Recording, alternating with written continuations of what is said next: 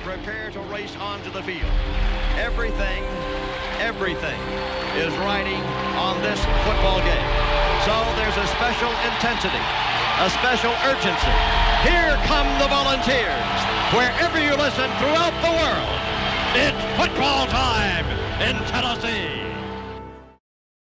I want to send a special shout out to Boogie Bentley, Dauber, and the Indie Kid over at the Talkin VAWLS Network on YouTube. I also want to ask y'all to go smash that like button and subscribe to their channel on YouTube. Go Big Orange. Welcome to the Talkin VAWLS Network. My name is Boogie Bentley, and today I can think of no better man than Jabari Small to open up this video with that shout out via Cameo. We appreciate him doing that little video. But, you know, look, a listener said, Boogie, all you talk about is Joe Milton. I'm sick of Joe Milton. In fact, I'm unsubscribing and never going to listen to another video again. So I had to say Joe Milton's name at least 3 times just to make that person angry. But today we're going to be talking about the VAWLS running back room, and there is a reason for that. We're going to get into that in just a moment, but we are going to be talking about the running backs in this Josh Heupel offense. But as always, do me a favor, go down just below the video. There's a little thumbs up. Just if you will kindly click that, it helps the channel, helps the analytics, helps us grow. But I would appreciate that. Also, if you're new to the Talkin VAWLS Network, welcome. Click that subscribe button. And also, don't forget that hit that bell, that little bell to the side for notifications. They'll let you know when we go live or when we drop new content. We're continuing to roll out the fall of the VAWLS. I know it's painful for some people, but we're going all the way from 1998. We're going to run it all the way up to the start of the Josh Heupel era. A lot of people are enjoying it. We're kind of doing a deep dive. We're talking about coaching decisions. We're talking about recruiting, everything that led to the fall of Tennessee football. So I hope you will check that out. But we got a new episode of that dropping tomorrow. So again, make sure you're subscribed. Click that bell. Don't miss out all that good stuff. But let's jump right in. Let's talk about it.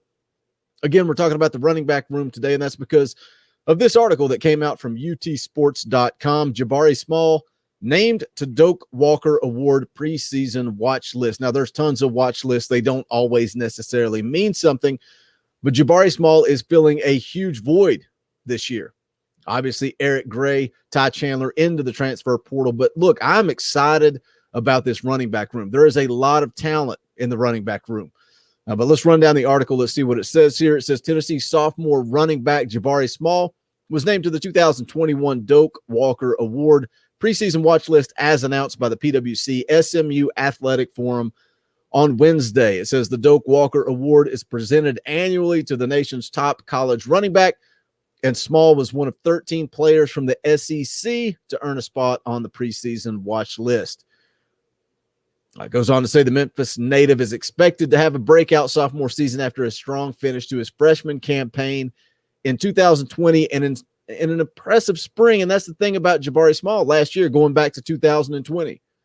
He was a guy that every time he touched the ball, he looked electric.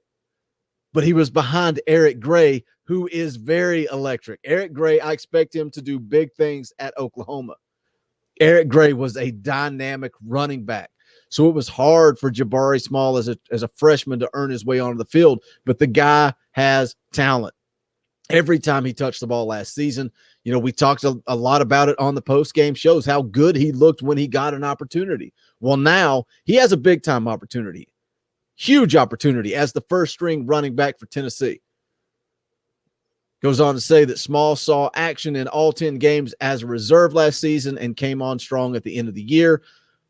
Total 26 carries for 117 yards and had 4 receptions for 24 yards on the year, logging a season-high 48 rushing yards on 6 carries in the VAWLS late-season victory at Vanderbilt. Small was also named to the 2020 SEC first-year academic honor roll. Like I said, this running back room excites me. And a lot of people, when you talk about this Josh Heupel offense, you know, we briefly touched on this during the live stream for SEC Media Days. A lot of people think this Josh Heupel offense just means that they throw the ball all over the field, and they do. They do like to throw the ball around. But when you go and look at the numbers, when you go and look at the stats, Josh Heupel at UCF, top 30, 35 every year in rushing yards. If you look at last season, Last season, I'm pulling up the numbers here to take a look. Where did Josh Heupel finish up? 25th, 210 yards per game on the ground. That doesn't sound like a team that just throws the football. You go back to 2019. In 2019, the numbers were also very, very similar for this Josh Heupel offense. They finished 19th in the country with 224 yards per game on the ground. Take it back one more year, 2018.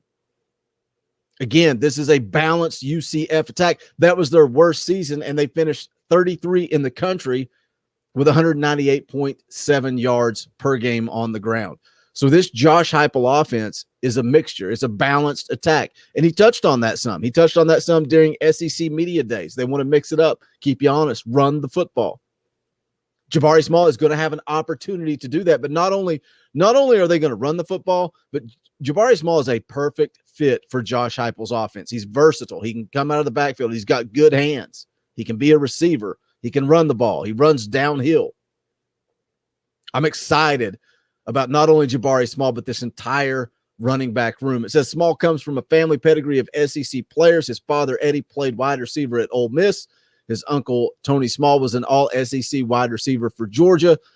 And his other uncle, O.J. Small, was an all-SEC wide receiver at Florida. It says the board of directors will name 10 semifinalists in November and 3 finalists as voted on by the Doak Walker Award National Selection Committee, which will be announced in November. Committee will cast a second vote in December to determine the recipient.